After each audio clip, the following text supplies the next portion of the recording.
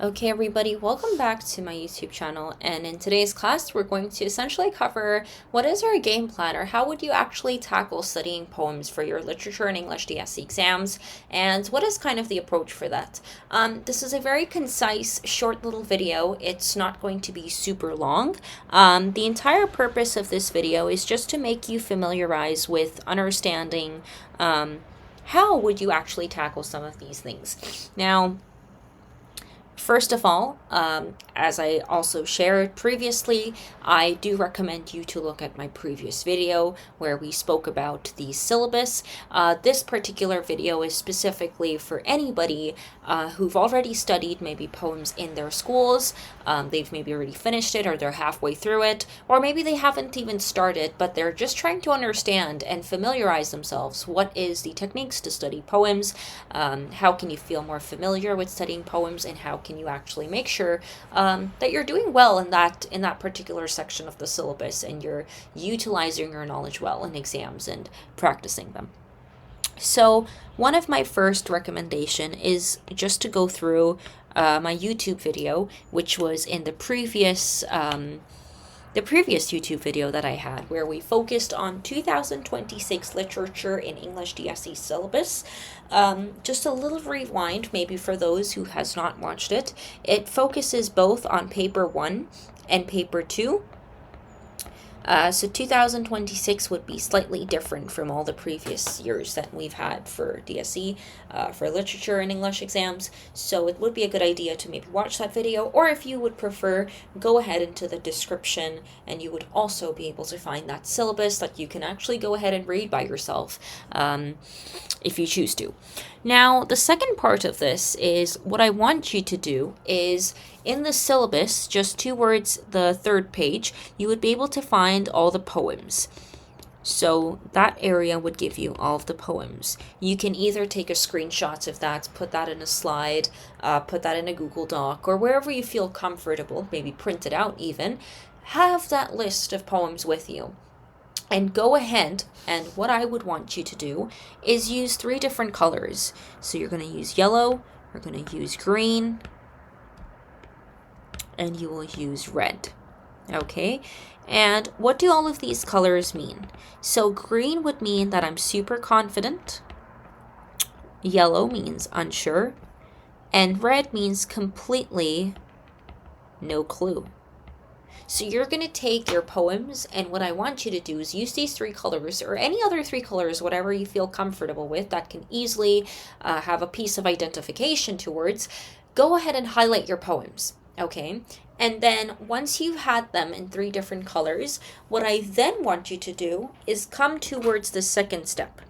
In this second step, I want you to understand what are the different forms of poems, what are the different techniques, structures, okay, become familiarized with the terminology. Now, I will mention that there's a lot of different articles on medium.com where you would be able to do such nice readings to actually understand what are the different forms of poems that are out there in the world. And that could include, for example, a Villano, it could be free-form poems, it could be conversational poems. I don't want you to start going through the list of the poems just yet. I just want you to go out there in the net, okay? Maybe go to medium.com or any other website and just learn about poems. Just learn about what are the different types of forms that we actually have out there in the world, and how can you actually identify them, right? Understand what are couplets, maybe. Understand what are stanzas. And this, you'll notice, is the most basic things that I'm asking you to do. So for those students who already understand all of these things, you are in good shape. You understand the basic general idea. The next thing I want you to do is techniques. Now, I myself have a list of techniques, and they're in Quizlet. I will also put, and I'll try and look for this, I will find it, and I will put a link over there in the description. There is a list of terminologies that you can go over. The list is very, very exhaustive and very, very intensive. You are not expected to go through every single technique. Now, unfortunately, I will not be able to highlight exactly what techniques you should know, but what I can suggest you is go over the techniques and maybe just give a read. Give a read to everything just once, okay? And just keep them in mind. Just keep them in mind. Just know that you're aware of them. Just know that the list exists, okay? That's what I want you to do. Usually in class, I usually highlight those techniques in my tutoring classes. I provide lists and I give you that highlightation and all that thing. But in just a general case, I don't usually do that because I don't really know what the purpose of your goal is, right? So in that sense, I don't highlight things. But once I get to know you, once we do placement tests in our tutoring classes prior to starting those classes, I understand what your level is and then I highlight it accordingly. But for general people and general public, I usually don't do that. So I will find that list of poetic techniques and I'll put it there out in the description for anybody who might be interested. So the idea of this step 2 is just to be very familiar with the terminologies. I just want you to understand those basic terminologies, understand what's couplets, what's stanzas, what's caesuras, maybe epizixes, what is metaphor, what is simile, what is polysyndeton. So all these little techniques, okay? Just try and understand them for now. And step number 3 is a little bit more fun and interesting, okay? You'll notice that in the syllabus, okay, you would also have all of the poets' names, okay? I want you to take all of those poets' names, there would be about 5 poets, and just try and research on them. Understand maybe what were their childhood like, understand the time of when they wrote the poem. So for example, if a particular poet wrote it during the, I think it was the Romanticism era, okay, you'll notice how things are a little bit more subtle. They're a little bit more expressive in terms of how they look into objects or looks into things, right? So sometimes it tells you that if a particular poet was born in a particular era, or maybe if they've written this poem in a particular era, or maybe their experiences in life. For example, if they were divorced, or if they recently got married, or if they had kids recently, or if they've had some particular achievement in life, or maybe if they've lost their parents recently. All of those things, whether I've just named a few, but there could be a lot more different things that can help you understand the poet. Sometimes you'll notice that the poet that you're reading, maybe he was not a poet full-time, he must be doing another job full-time, and he did this as a hobby. In terms of poetry, he did that as a hobby. So a lot of different things can contribute towards understanding a poem. I'm not asking you to completely find the history of the poet, but just have a basic understanding. Go over on the net, maybe find a concise summary of the poet, and maybe search those poems and see when they were written and see if you can make some of those connections, right? So I'm not asking you to do all these step 2 and 3 in just one day. It can take time. You know, it could take a week, it could take a month, it could take maybe just 2 weeks.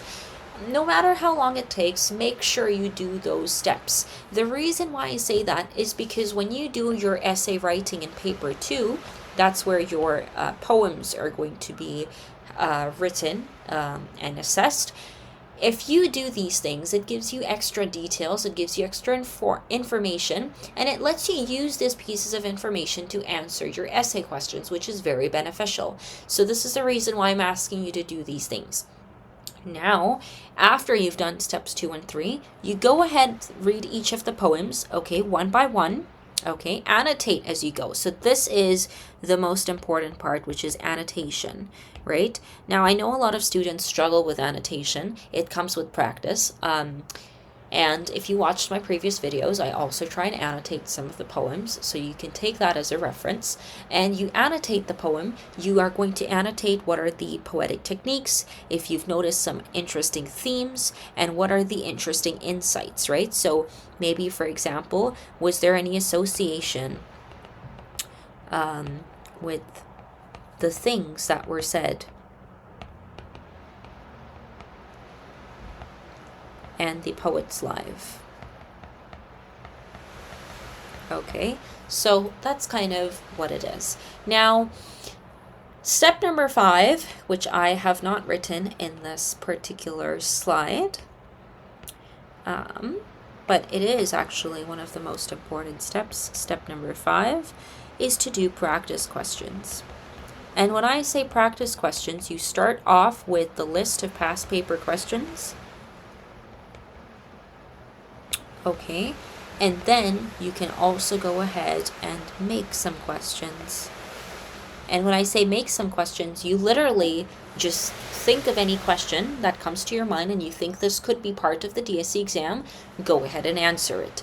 Now, I want to say when you're doing list of past paper questions, you are not doing those questions to prepare yourself for DSE. You are in a sense, but you're mainly doing this for confidence. And some people might disagree, but when you're doing past paper questions, you will not see those questions in the future DSE exams. So don't think that if you're answering a past paper question, you're going to memorize that answer and use it in your DSE exam. That's not going to work, because in your DSE exam, you cannot use pre-prepared answers. So make sure you don't do that. What it will help you though, is when you do past paper questions, you gain that confidence. You understand how to answer questions more quickly, more efficiently. You understand the importance of time management. You understand the importance of collecting points, how to actually create those points using the evidence of storyline, character development, quotes, phrases, and things like that. When you then finish your past paper questions and when you start making those questions, okay, that will be very helpful. The reason I say that is because when you create those questions and you know that these are questions you've never seen in a past paper before, you are preparing then for DSE, because those questions that you're thinking of may come in the DSE exam. Now, it can be difficult to predict what questions may come in the exam. I'm not saying it's very simple, but the more you practice questions that are not in the DSE past papers, the more likely you will see them in your DSE exam. That's just a piece of advice just for you. Now, just a little bit that I've also mentioned in the previous video, but if you didn't have a chance to look at that one, and if you're super new to my channel, I just want to go ahead and put it out there. So I provide tutoring classes for a lot of students in the DSE, specifically for literature and English, and what I essentially do is I help students improve their level, improve their current level. We work on looking through the set text. We look at whether they've already finished it in school. We highlight the syllabus to see which ones they're not very confident in. I've had students in the past where they chose the elective of DSE Literature and English in their year 12, and we went through the entire syllabus and did all the past paper questions in just about a year. So I'm not saying it's impossible. It is very much possible. When you enroll for these tutoring classes, the method you could do this is simply by sending me an email just over here. My email address is out here on this channel. So for anybody who has questions about my tutoring classes, or if you're interested but you're not sure where to start from, go ahead and email me and ask me those questions, and I'd be more than happy actually to help you. Or essentially, if you choose not to do that, let's say if you're on a time crunch or maybe you want to focus on other things, you can definitely go ahead and just subscribe to my channel. I will try my best to make videos more consistently, and if there is something that you want me to go over, make sure you comment it down, because I'm not going to know what you're needing unless you actually comment it down. So yeah, your next steps is going to be to read your literature syllabus. So as I said that in the previous one as well, go ahead and subscribe to my channel whenever you get a moment. And if you want to book a tutoring class, and if you want to go ahead in that pathway, feel free to contact me on my email address. We usually start off by giving students placement test. Placement test is just a little mock exam that I give to students so that I can assess what their current level is. I suggest you to do it under time conditions. And so the placement test would be completely free of charge, and then moving forward, we look into your level and then we create a game plan. And if you want to do something and you think that's something you want to do, then we go ahead and enroll you for those classes. Other than that, I really hope you found this little poem game plan helpful. It's a very concise video, nothing super duper long. It's just for anybody who just doesn't know where to start maybe, or you just need help and you're just not quite sure. I hope you found this helpful, and if you have any questions or any concerns, feel free to mention it down in the comment below, and yeah, I'll see you in the next video. Till then, bye-bye.